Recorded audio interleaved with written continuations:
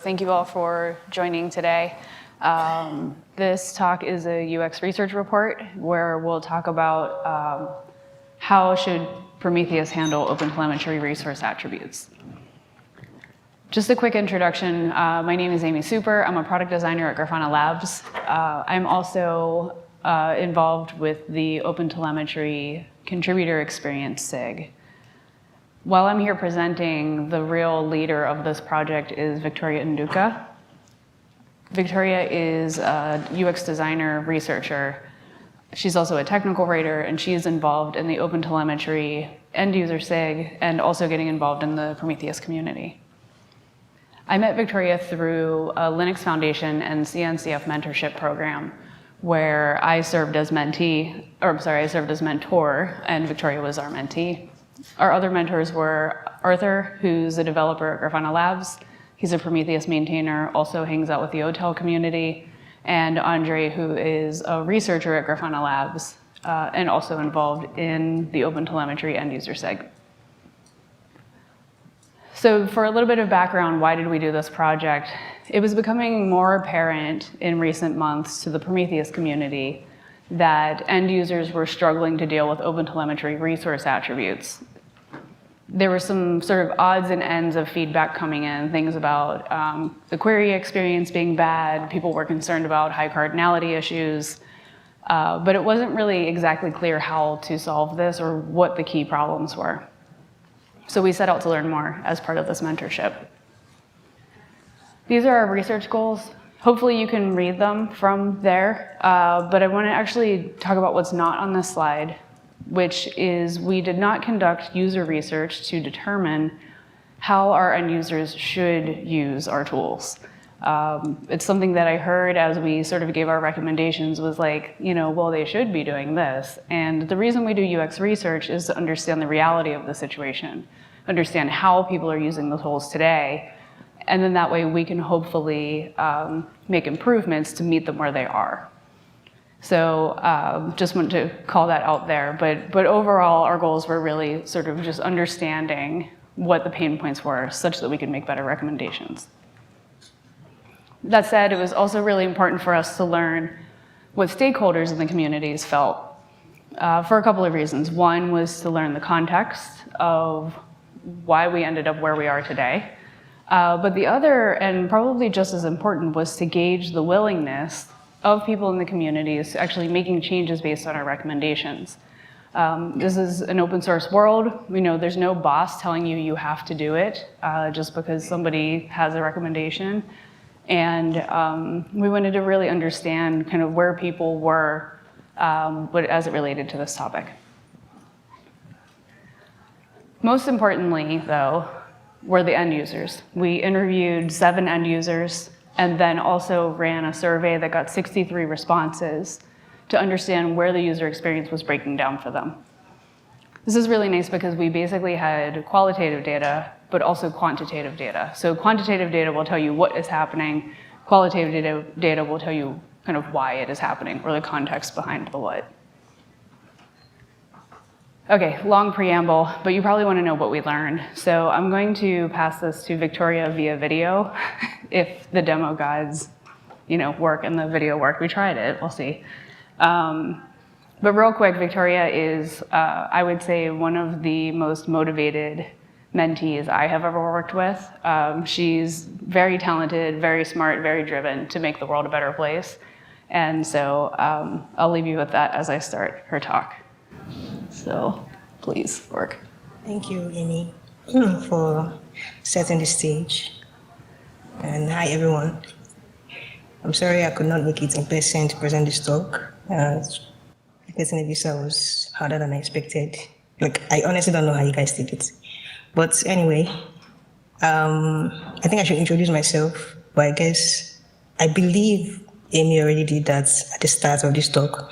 So whatever it is she said about me, she's correct. She's 100% right. And the only thing I may want to add is if you want to learn more about me and my work, you should check out my website, victorianduka.org. So it's my name.org. And now I am just going to dive right into the presentation. Just give me a few minutes to share my screen.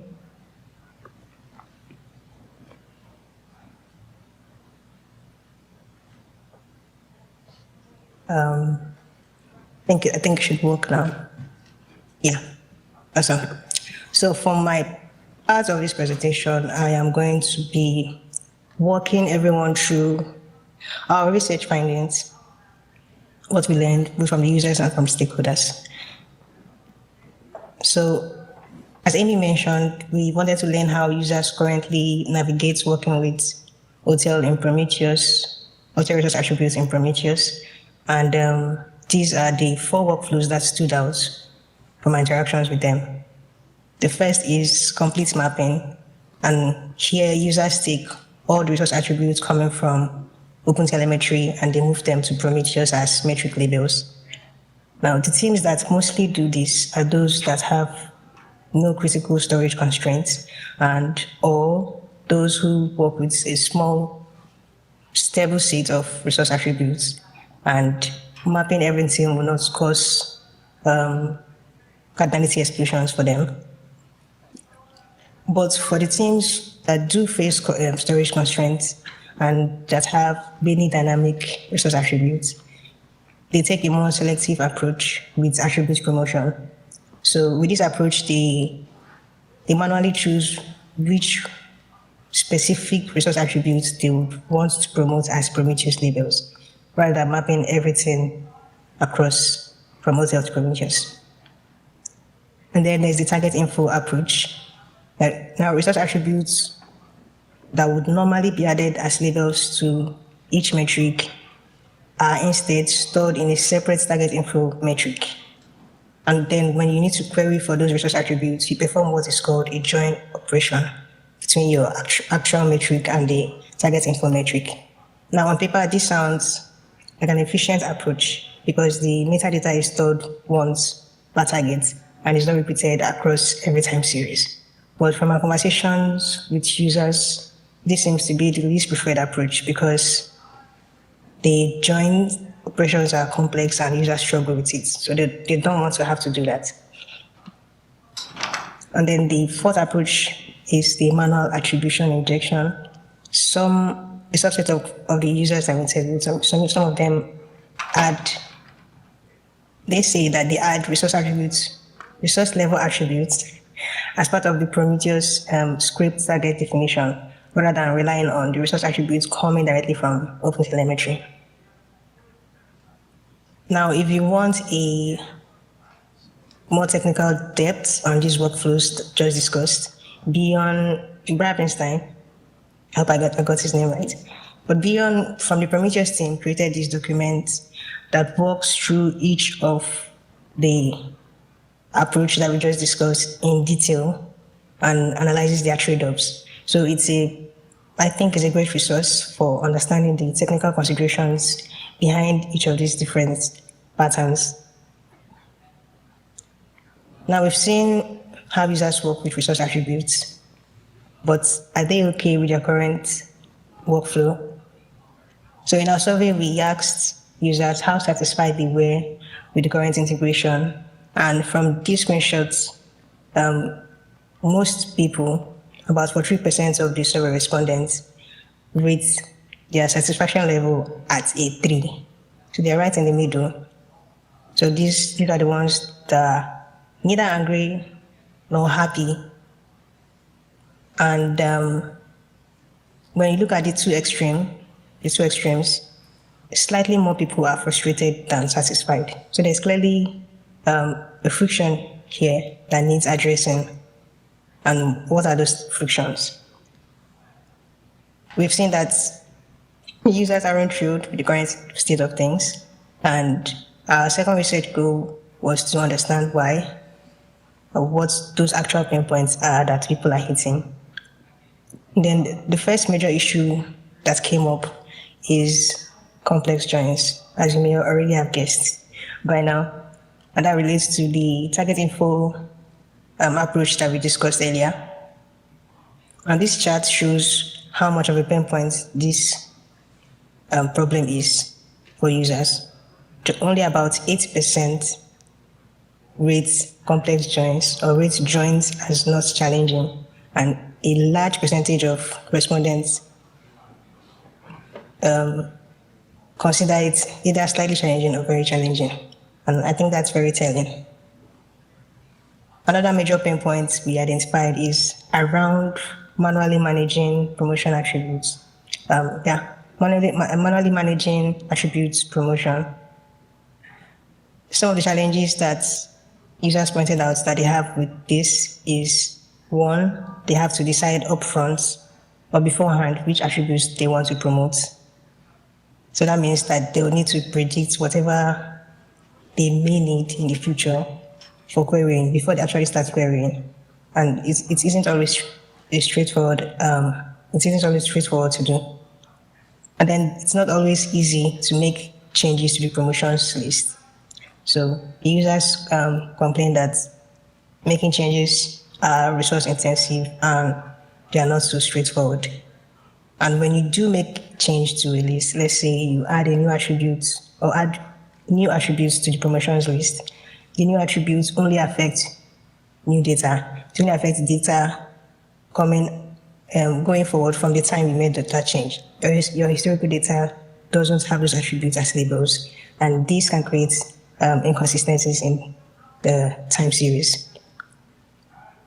And then there's documentation gaps. The users from the survey reported challenges with the current documentation around resource attributes and how they work with Prometheus. The interview participants as well mentioned wanting better documentation around resource attributes. And I think it's important to mention that this complaint about documentation is not just specific to the Prometheus docs. The OTel community as well has some work to do in this regard to improve their documentation. Now to the third research goal, which is to understand user expectations and mental models. So how do users actually expect resource attributes to work in Prometheus? We found that users fundamentally do not distinguish between resource attributes and metric labels. They see them as the same thing. So one of the interview participants said, I would expect resource attributes as a rule to be treated exactly the same way as the attributes attached to the metric. That I wouldn't draw a line or a boundary between them.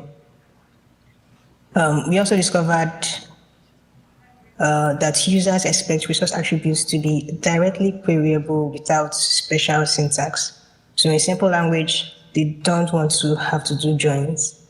There's a way it could be eliminated from the workflow. That would be better for them. Users also want more flexibility. They ideally would rather not have to be confronted with the dilemma of choosing which resource attributes to promote. They would prefer if Prometheus had an efficient way of figuring out for them what is relevant for them to promote and what is not based on the actual usage patterns. But they would still like some level of control over how this is configured in case they may want to make changes. And finally, users expect to filter and aggregate their metrics by resource attributes. From the survey data, 76% rate filtering by resource attributes as very important. So these are fundamental user flows that affect the user experience, even in small ways. Yeah, Amy earlier mentioned that we spoke to stakeholders from both communities to get some context around how open they were to changes that would come from our research findings. So from our conversation with stakeholders, we learned a couple of things. First, that Prometheus and OpenTelemetry were built on fundamentally different philosophical and technical foundations. So OTel comes from the angle of let's handle everything, metrics, logs, traces. Since we can't predict what people need, let's just get the telemetry, all the data telemetry for them and let them figure it out for themselves later. And Prometheus, on the other hand, is more like let's focus on one thing and be really good at it. And they chose to focus on time series metrics. So they just want to keep it simple and efficient. They handle the and everything metrics from end to end. So naturally there was bound to be mismatches when the user base for both communities or for both projects started to intersect. We also learned that the projects didn't communicate with each other from the beginning, and because of this, it led to some of the integration issues that now exist. But on the bright side, there is general support for improving UX around resource attributes. The stakeholders from both projects understand that there's a need for them to collaborate more if things are to work well for the end users. But there is also a caveat, as I pronounce it. Prometheus stakeholders expressed strong preference for Prometheus to remain focused on only metrics, and that any changes to the Prometheus project need to not alienate the Prometheus native users, and which is a very reasonable ask. So, bottom line is there's recognition that both systems serve important but different needs, and both projects just need to work together to find the right balance. Yeah, at this point, I am going to hand over to Amy to cover the recommendations we have for both communities. And thanks again for having me. I hope you enjoy the rest of the events. Over to you, Amy. All right, so that's Victoria. And also just a shout out to the organizers for allowing us to present in a little bit of a creative way because she wasn't able to attend. So this was what we found, but then what did we recommend? We published a blog post, actually Victoria published a blog post to a few different places that had our recommendations in them. So I'll walk through those recommendations, but that was a couple of months ago. So I also want to walk through some of the cool developments that have happened since then to address these recommendations. Because as Victoria mentioned, what we've seen is that the communities are very open to improving things and very open to making changes to have better interoperability. So the first was to prioritize some of the ideas that had been kicked around for how to solve the problem. In the OpenTelemetry community, what we are seeing is development on a concept of called an entity. And basically what entities allow is sort of more efficient encoding of resource type data. They'll be backward compatible with existing resource attributes, but they seem to hold a lot of promise for solving this problem on that side. In the Prometheus community, we're also seeing some updates happen. There is a new-ish function called info, and it has the potential to make those painful joins in the querying experience easier. I will say that from what we have seen, this is not quite adopted by a lot of people in the community yet. And so this might actually be something that we do further UX research on. If we don't see adoption, we might want to find out why. So, that's sort of part of the fun of what we do is that we can make recommendations, but then kind of dig in to see if we're actually solving the problem. The second recommendation was to improve documentation, and there have also been big strides here. I want to call out that when our users said they want better docs, they didn't just want more documentation, they wanted documentation that had kind of comprehensive mapping information and real life examples or practical examples that they could follow. We've definitely seen this improve, which I'll talk about momentarily. But an example of this, of where it could improve, is that OTel actually has a mechanism for handling resource attributes more efficiently, but it's called telescoping. The end users don't seem to actually put that word together with what it does, and the documentation on it up until recently has been very sparse. So we are seeing improvements in that area as well.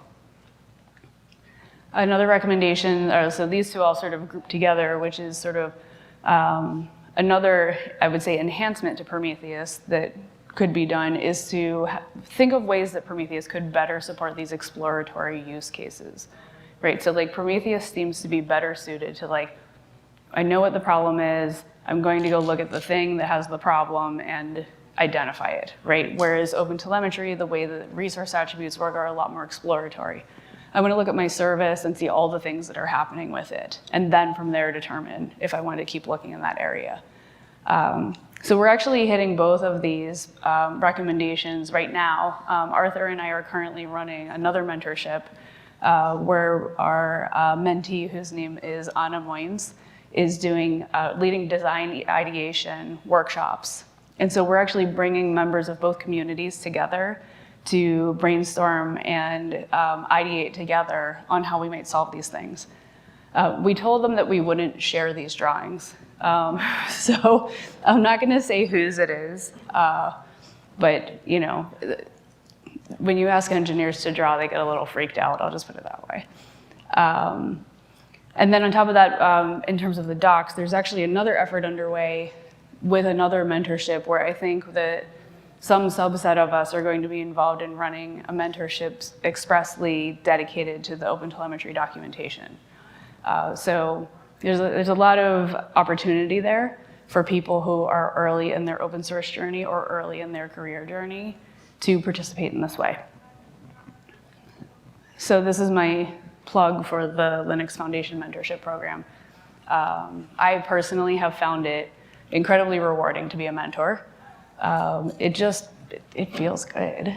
But also what you get out of it as somebody who never has enough time to get everything done is an extra pair of hands to work on sort of like whatever is your pet project. The other thing that you get out of it is generally the mentees are quite motivated and interested and ready to learn. And so you get a lot of engagement from them that you might not get from someone who's later in their career or who's, you know, kind of got other things going on. And what we have seen is that a lot of the mentees end up being very active and long-term members of the open source community. And so this is a terrific way to continue to grow the community and continue to underscore the importance of working in open source. Great example of someone who is doing that right now is Victoria. Remember she said that you should listen to everything I said about her? She doesn't know that I was gonna say that. But she is actually working to build more content for the Prometheus blog. So if anyone wants to provide content, reach out to her that way. They're always looking for more cool stuff to talk about.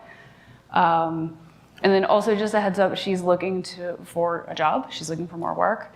And so if you have a need in any of these areas, you can reach out to her. Again, her website is victorianduka.com. Or you can just catch up with me and I'm gonna be happy to put you in touch.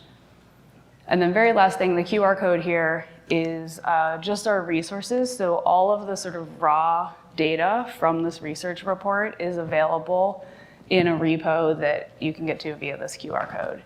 And so we want to make sure that, you know, people can kind of follow up with what we have and continue to interact with those resources. So that's available there. And that is all we have for you today. So thank you very much for coming to the talk.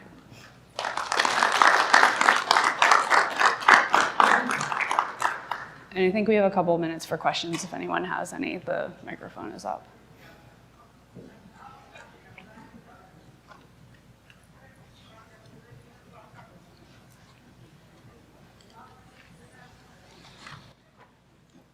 Hi. Hi. Is there any concept or plan for support for post hoc metadata attachment to resources in OpenTelemetry?